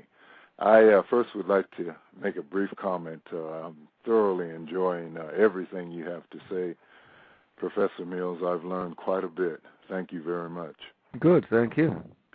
I have a question, and the question is, in terms of the privileges that white people enjoy, because this is something that I have a lot of confusion on, and I'd like to hear your thoughts on it. In terms, if we were to think of, let's see, the power that, say, China is starting to gain in terms of privilege, and compare that to the privileges that white people have globally, and by that, let's say, I mean privileges in terms of making nuclear bombs globally and sending satellites out into space globally, privileges in terms of the lands that white people are taking globally all over the world, and privileges in terms of the wealth that they're taking from those lands globally all over the world. Would you say that China has the same amount of privileges as the whites? Oh, and one last thing, as you said, with what the whites did in terms of Haiti and keeping them so, I'll say, subdued historically and even to the present day, in terms of how white people came together to do that globally. Would you say, and let's say that, take that as a privilege also, would you say that China has the same amount of privileges as the global white power structure? If you look at it historically, I would say no. Europeans dominated the planet, as I say, if you look at sort of classic colonial period, in terms of the percentage of the earth governed by the European empires. It's not the case that the comparative rise of China in recent years comes even close to matching that kind of influence. And, you do need to bear in mind that this was a pan-European thing. I mean, China is just one country, whereas European domination was a kind of, global thing of, many European nations, and Europe as a whole benefiting, as a continent benefiting from the wealth, coming back from all these colonies. So the rise of China is a very interesting phenomenon in terms of, what it's going to mean for the sort of overall global balance of power and the possible impact it might have on issues of race. But I would say no, that it's not the case that China's present influence comes even close to the sort of, global domination of the European powers in the sort of classic period of colonial rule. Thank you. Outstanding. I think I'll double check with 770 before we wrap up. 770, did you have a final question for Professor Mills? Yes, sir. Again, I've noticed that many of Dr. Mills' prescriptions for what he perceives as the wrongs and the iniquities of white supremacy, is it safe to say that they involve wealth redistribution, and would that wealth redistribution come about through legislative enforcement policies of government, and I'm referring specifically to the United States? Should wealth be forcibly redistributed by the government and directing it to those population groups to whom the professor thinks they rightfully belong to, or they should go to? I do think wealth redistribution is crucial, yes. In a society where you have, these sort of great inequities of wealth along racial lines, it does mean that the legacy of the past is being sort of passed on to future generations. As to how it should be done, you need to win over the population for it. Obviously, such a policy will be very controversial, so you need to make a case for social justice, for racial justice, that will win over the white majority for them to see the rightness of this policy. I mean, in a sense, that's part, obviously on a very small scale, that's part of what I'm trying to do with my work. I'm trying to sort of raise these issues in philosophy. I mean, obviously I'm not saying philosophy has any major impact on the way people think, but insofar as, there's a sort of dialogue of ideas, insofar as there's sort of different debates about what a just society would be, I'm trying to sort of get my input in there, and then when you talk about racial justice, here's an important issue that we need to sort of have on the table when we talk about justice. Do you see evidence that this is something that white people are interested in? I have taught classes. I mentioned to you that I've got negative response for some students, but I have also gotten positive responses. I have taught classes in which the issue of reparations was one subject dealt with, and a significant number of white students have declared themselves in favor of it. So it could be that there's some kind of generational shift, and that, some percentage at least of the sort of upcoming generation of white Americans will be more open to this as a kind of measure to bring about racial justice. There are different trends. There's the color blindness trend. Let's put all this behind us. But there are also people, and this is why I hope I'm not being overly optimistic, there are also people who sort of recognize the legacy of this past and who do think, well, it is incumbent upon us to try and do something about it. Before I definitely make sure I get this before we go, because you do talk in your book about how females have been mistreated worldwide. Yes, certainly. And making comparisons between sexism and racism. Yes, and certainly. I wanted to, I guess, ask as it relates to white women. It's been my studies in the whole so-called women's movement in this area of the world, started by white women who were very explicit in saying, we are white women and we are interested in getting more power, more resources, and practicing racism, white supremacy. We are not interested in seeking any sort of equality with black people, other non-white people that we feel are beneath us. We want more power, resources, as white women in the system of white supremacy. Do you feel it would be accurate, I guess, in terms of looking at white women specifically and saying, hey, these are equal participants in the system of white supremacy? Do you think that would be accurate? That's a very complicated question. What I see is that if you look at the sort of what's sometimes called the first wave of sort of feminism in the U.S. and in other countries, it is the case, as you correctly say, that the struggle for white women's rights is often tied to a desire to participate equally in the U.S. in white supremacy, in Britain, for example, in colonial domination over peoples of color, over whom Britain was ruling at the time. And even in second wave feminism, 1960s, 1970s, there were many women of color who claimed that even though there wasn't this overt commitment on the part of white women, nonetheless, when they went to these meetings, they felt they weren't treated as equal. I mean, Bell Hooks, for example, has written about this, that many women of color went to meetings of white feminists and sort of never went back to another one after the first one. But I think that there have been changes in the past, 2 decades or so, and that a lot of these changes have come about precisely because of the intervention of women of color who have said, you can't look at gender in isolation. If you're a white woman, you can't represent yourself simply as oppressed because you're oppressed by gender, but you're privileged by race. So there's now this large literal intersectionality, which sort of tries specifically sort of bring in different variables. And I think because of this movement of intersectionality, I mean, led by people like Kimberly Crenshaw at UCLA, there is now a far greater consciousness among white women, and that on the part of a significant number of white women to admit to the fact of racial privilege and a commitment correspondingly to say we have to deal with sexism but also with racism also. Interesting. Our guest for today's program, author of The Racial Contract, Charles W. Mills, Northwestern University. Is there anything you would like to say in wrapping it up? We definitely appreciate you sharing your time with us. Just anything if you would like to share with our listeners before we get ready to close the program out?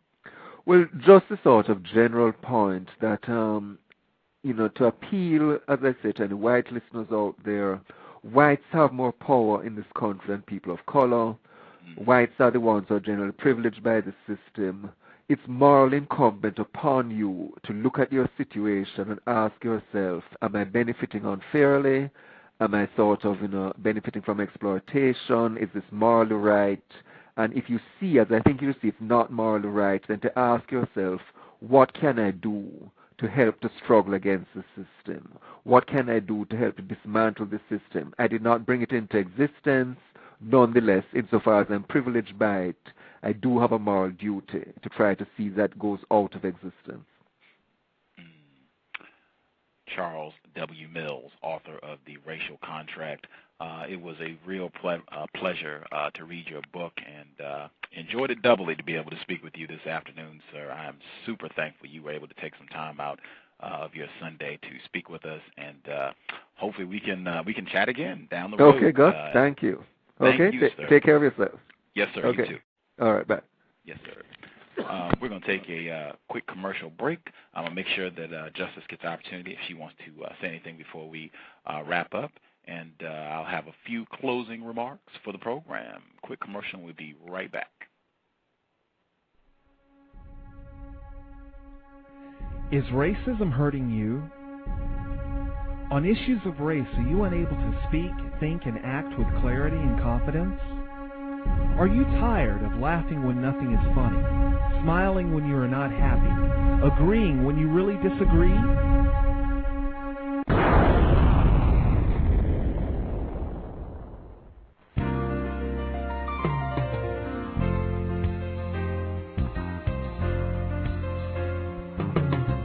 At counterracism.com, you can learn specific strategies and techniques to counter the behaviors of the people who practice racism in all areas of activity, using words correctly, following counter-racist logic, even counter-racist science projects designed to reveal what racism is, how it works, and how to counter it.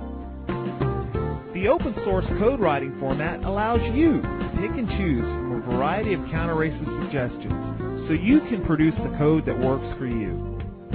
Stop by counterracism.com today and help replace racism with justice. That's counter-racism.com. Welcome to the desert of the real.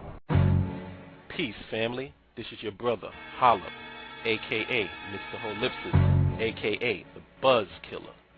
Tune in to Holipsism's Haven every Sunday at 9 p.m. Eastern Standard Time, where we discuss the social, economic, and political issues of the day with a common-sense approach, an African-centered perspective, and a universal sensibility.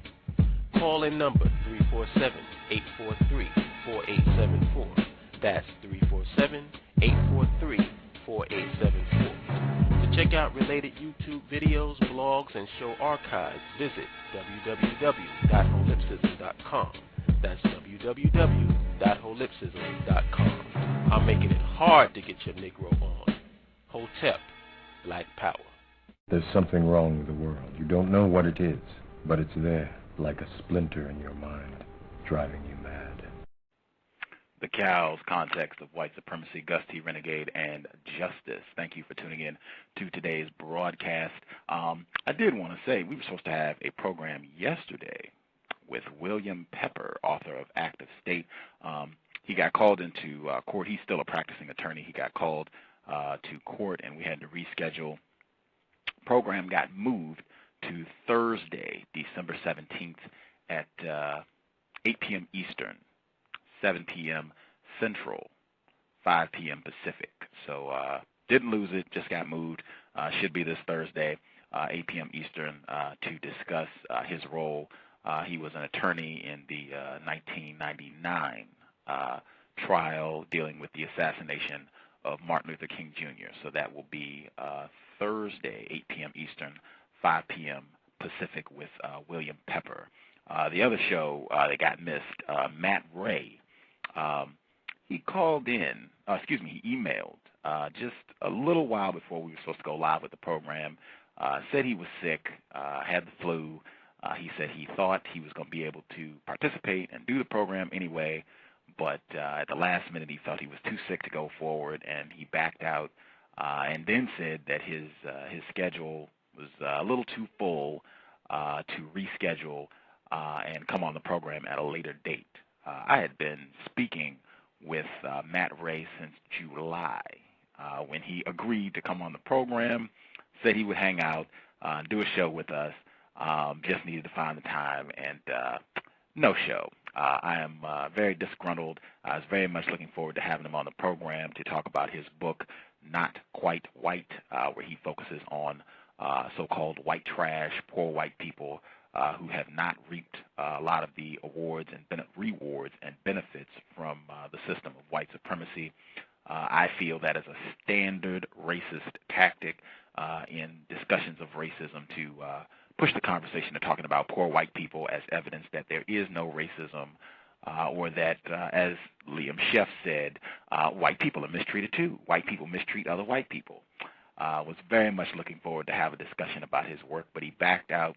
If you're listening to the program, get at Matt Ray. I would love to have him on the show. Just tell him, you would like to hear more about his book and hear his views.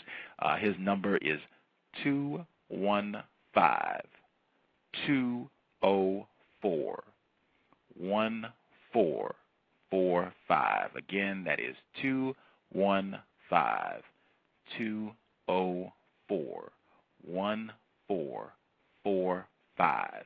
His email address is Ray, W-R-A-Y, .matt@gmail.com. Ray, W-R-A-Y, .matt@gmail.com. Get at Matt Ray. Tell him you would love to hear about his book. I would really appreciate having him on the program to test my counter-racist skills at combating what I think is a very refined racist attempt with his book, Not Quite White. Justice, if you are there, if you have any comments you'd like to make about today's broadcast, definitely want you to get your email address out. Please go right ahead.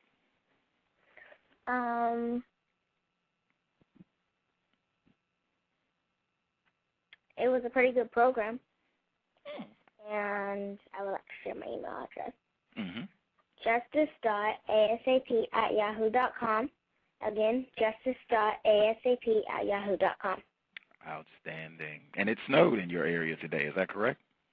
Yes. Right. Did you get to go out and play in the snow? I went bike riding. Oh, okay. Right on. Did you feel, Professor Mills, you felt he had some constructive things to share with us today? Yes.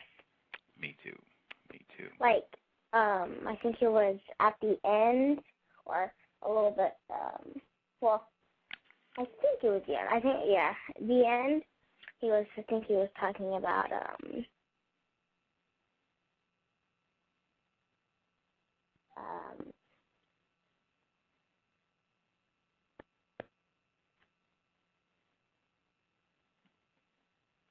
I can't think of it right now. I forgot. I do that too. No biggie. I definitely, I felt he had constructive things to share. And his book was pretty good too. I thoroughly enjoyed reading the book. He had a really hard Jamaican accent. I had no idea he was from Jamaica. That was a nice curveball, but very informed. I'm really pleased that I was able to catch him, and thank you for the folks who recommended Charles Mills. Several loyal listeners had requested to have him on the program. Our next show, I just said William Pepper is Thursday. He'll be here. Anthony Fabian, this will be a nice connect with the C.O.W.S and the Cree 7's program, Counter-Racist Evolving Engineer. She just did a program yesterday with Tommy Hart talking about Christianity and how Christianity has been used to practice racism, white supremacy. She has a program coming up on next Sunday, December the 20th. Her program is going to be at 1 p.m. Eastern, 10 p.m. Pacific. She's going to be discussing a film. The director is British. He's from the United Kingdom. She's going to be talking about this film. The title of it is Skin. This film is about two white people who had a child in South Africa, and this child ended up being non-white. Horror. Oh, my gosh, how could we have a non-white child? And this film details that, and this is supposed to be based on a true story. So she's going to have Nathan Koblenitz. He is a British film reviewer. He's going to be on her program, as I said, December 20th at 1 p.m. Eastern, 12 noon Central, 10 a.m. Pacific. He'll be on her program, and that should be very interesting.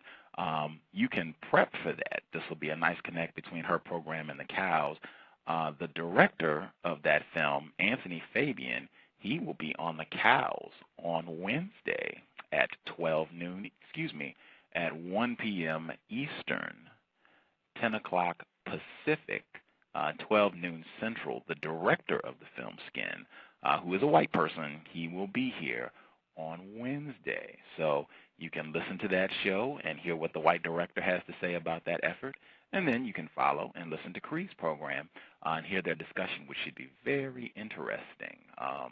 I've heard him talk about this program before, about this film before, and he said he doesn't think we're in a system of racism, white supremacy. He said they have a lot of interracial couples in the UK right now, so that should be very interesting. I am looking forward to having him on the program this Wednesday, so hopefully you all have an opportunity to check that out.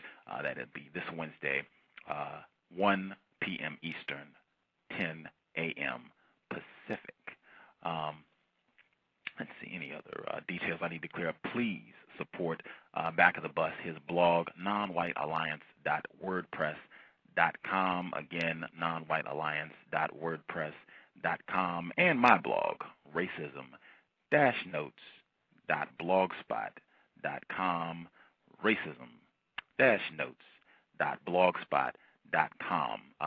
Mr. 720, I wanted to check because you're with us. Do you have any comments you want to share about today's program or any other questions? Basically, I enjoyed the show.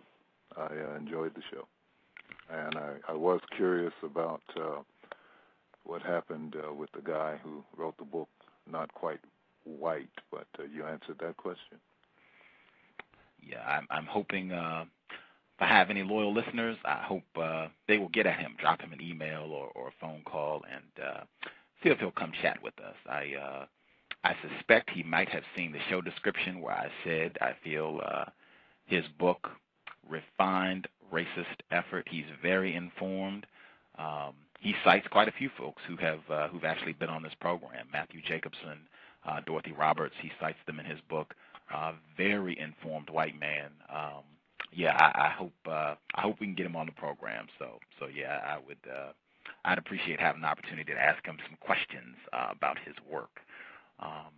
Yeah, did you have anything else, sir? 720? I think that's about it. You know, there was. I'm looking forward. I hope that you will have Dr. Welsing back on again. I didn't get a chance to ask my second question because I was basically trying to get clarity on the first one from her.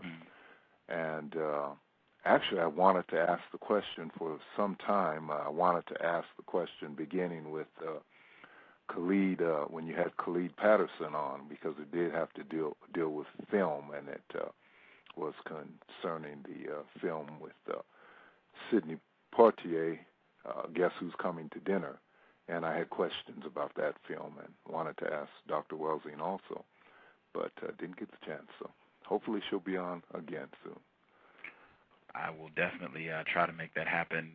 My fault for missing your second question there. No, she took a good deal of time with the first question, so it was all okay. It's all good. Okay. Yeah. I believe we had some interference with that as well. Was she disconnected at one point in answering? Indeed, she was. Yes, yes, she was. Yeah. I thought so. They were on their job that day. They were on their job. And I wanted to point that out. I told Cree that yesterday because she had some issues with her program. It ended before she actually ended the broadcast. It was I forgot at what point she was at in the program, but it cut off before she actually ended the show. And it took an inordinate amount of time for her show to actually post so that it would be available for download, or if other people just wanted to check it out, after the show is not live. It took a real long time. I mean, hours. The show is normally supposed to post within, 15 minutes. It took hours before that show showed up. So I suspect white people who practice racism have had a hand in the disruptions that she has encountered and that I've encountered on the show. Thank you all for being patient with those tech problems. It is for sure beyond my control. I think we had I'm sorry, sir. Oh, no, yeah, I was going to say, in regards to tech problems, usually when I click on the show and it will say 2 minutes until show or whatever, your call-in number is usually posted. Well, there was no call-in number posted today. On the show page, the call-in number wasn't there? Exactly. There was no call-in number. Exactly. Yeah, so I had to click on another tab in order to find the number. Wow. Yeah. Now that is news. Yes. That is news. Yeah. I don't know if you listen to other shows at Blog Talk, but if you do, have you seen that before where the call-in number is not posted? No, I haven't. As a matter of fact, this is the first time that I've seen it, and it's the first time I've seen it, with your show too. So I found that interesting. Wow. I suspect white people could be to blame for that as well. I have wow. I've been listening to programs at Blog Talk for over a year now. I don't think I have ever listened to a program where the call-in number was not at the top of the screen, typically in bold letters at the top of the screen, so that you could call in. Very interesting. Very interesting. Right. I'm glad you noted that, because I told Cree we need to point that the non-white people need to point that out, so that non-white people who make an effort to combat racism, white supremacy, these are the types of things you should expect. You should expect interference, just strange things that make no sense at all. You should expect these sort of obstacles if you attempt to work against racism, white supremacy. It happened to Cree. She had Dr. Welsing on her show and it wasn't recorded. It's happened to me, having programs where calls get dropped consistently. Just expect that sort of thing. Factor that in when you do your work. Almost what Professor Mills said about, I believe, Derek Bell's recommendation. Just go ahead and factor racism into whatever you're going to do, so that you'll have that accounted for when you do your work. Thank you for pointing that out, though, because I would have never known that wasn't there. I should ask the Blog Talk people if they have an explanation for why it wasn't there. Yeah, and I'm glad that you brought up the technical difficulties, because I meant to tell you that, and if you hadn't brought it up, technical difficulties, then I would have forgotten. So Thank you. I'm glad you brought it up. Yeah, and I'm sorry that I missed Lady Cree's show, but with the victimization that's going on with me in particular, I know, and all of us, I wasn't able to catch the show. Wow.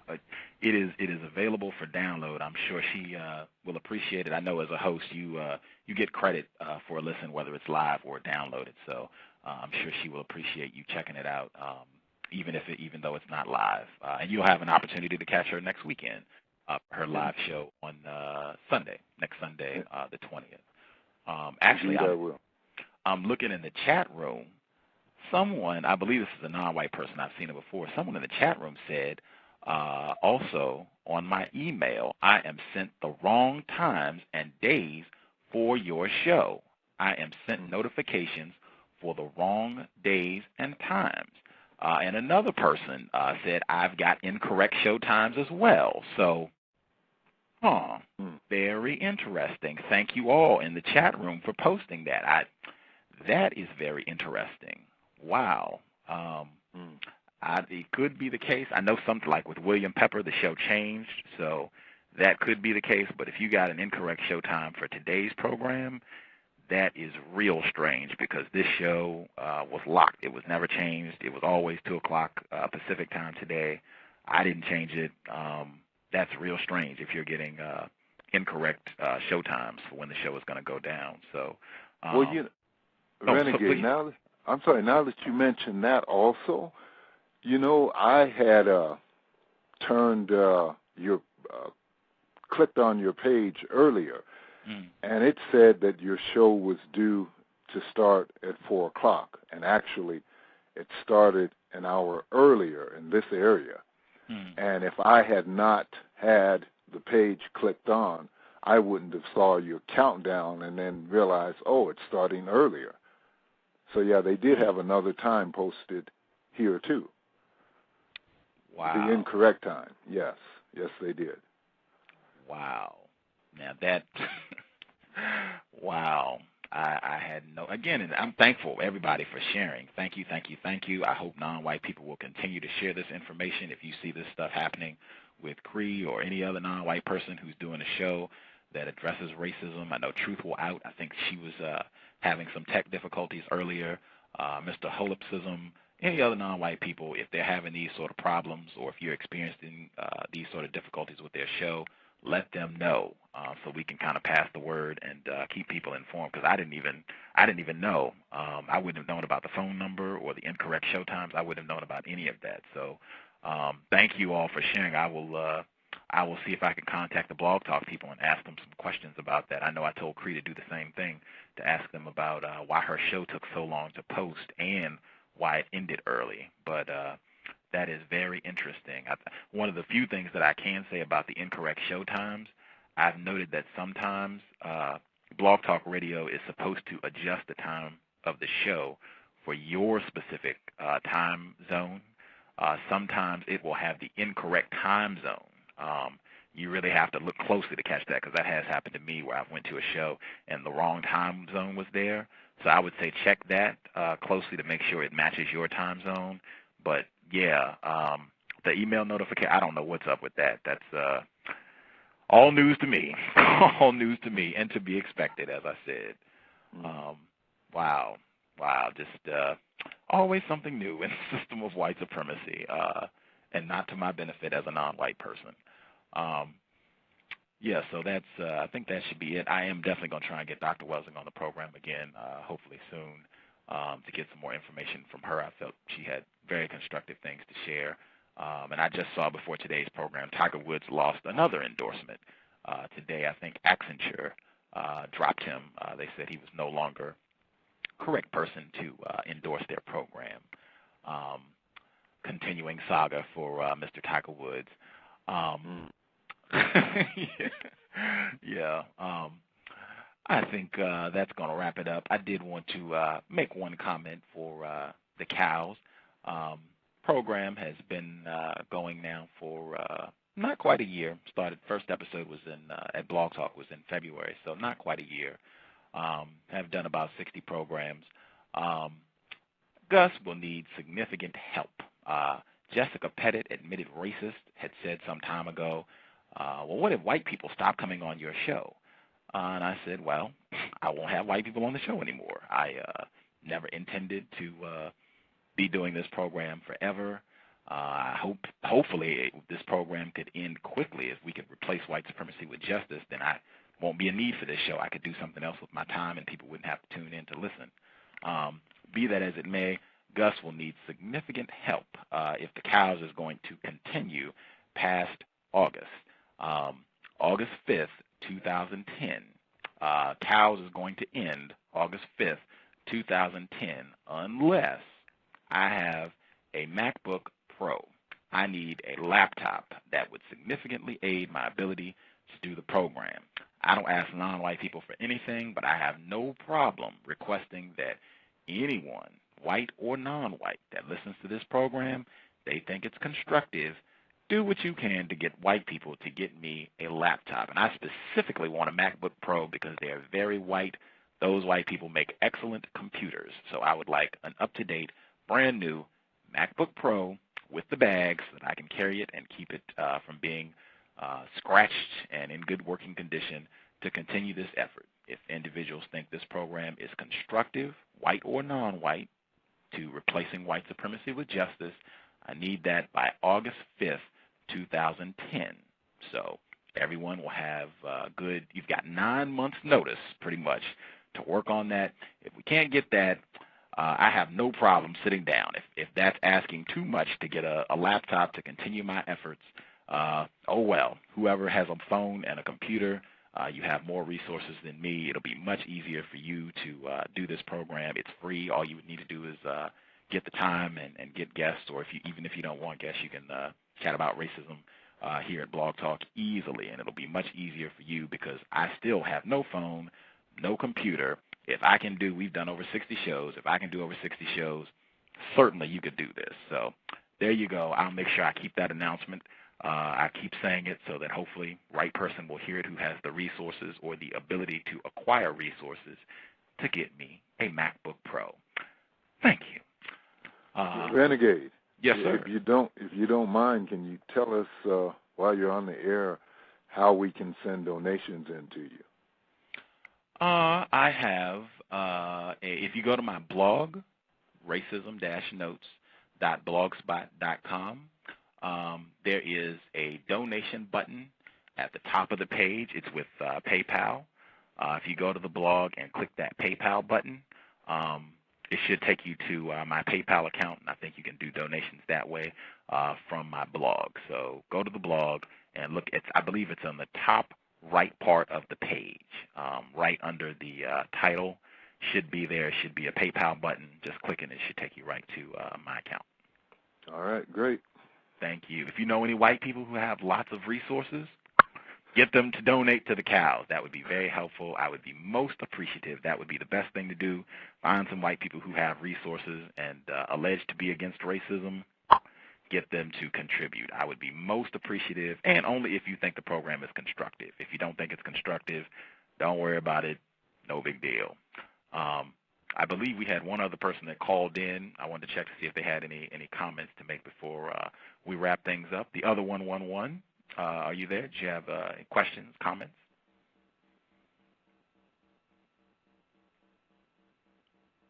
No, maybe they're just listening. Are you there, other 111? Okay, I think they're just listening. No problem. Groovy. Thank you, everybody, for tuning in. Again, we should be back on Wednesday with Anthony Fabian. That'll be 1 p.m. Eastern, 10 a.m. Pacific. Anthony Fabian will be back. This is like legendary. I don't think we have ever had 3 non-white people on in the same month who had the same amount of constructive information to share as we have this month. Neely Fuller Jr., Dr. Francis Cresswells, and Charles Mills. I could be wrong, but I don't think I've ever had 3 non-white guests on and in pretty close proximity who've had as much constructive info to share as the 3 non-white guests we've had this month. And it might not happen again. I can't imagine, unless I get those same 3. I cannot imagine having 3. Oh, wait a minute. August. Ian Honey Lopez is non-white. Ian Honey Lopez, Vernelia Randall, Dorothy Roberts. All 3 of them were there in August. So I guess it has happened before. Yeah, I guess those would be the 2 times we've had 3 non-white guests on in the same month who've all had, I think, very constructive information and seem to be a lot less confused than a lot of other non-white people about racism, white supremacy. Hope the program was constructive. We will be back Wednesday. Replace white supremacy with justice as soon as possible. Thank you, and we'll be back soon. Thank you. Thank you, sir.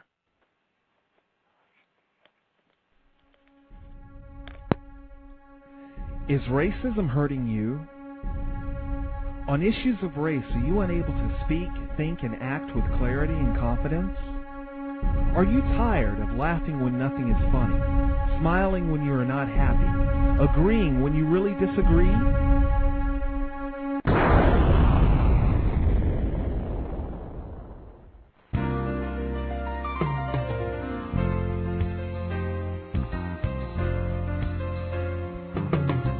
At counterracism.com, you can learn specific strategies and techniques to counter the behaviors of the people who practice racism in all areas of activity, using words correctly, following counter-racist logic, even counter-racist science projects designed to reveal what racism is, how it works, and how to counter it. The open-source code writing format allows you to pick and choose from a variety of counter-racist suggestions so you can produce the code that works for you. Stop by counterracism.com today and help replace racism with justice. That's counter-racism.com. Attention please. My name is Uncle Ruckus, no relation. I want to sing y'all a brand new song I just wrote called Don't Trust Them New Niggas Over There. Sing along if you know the words.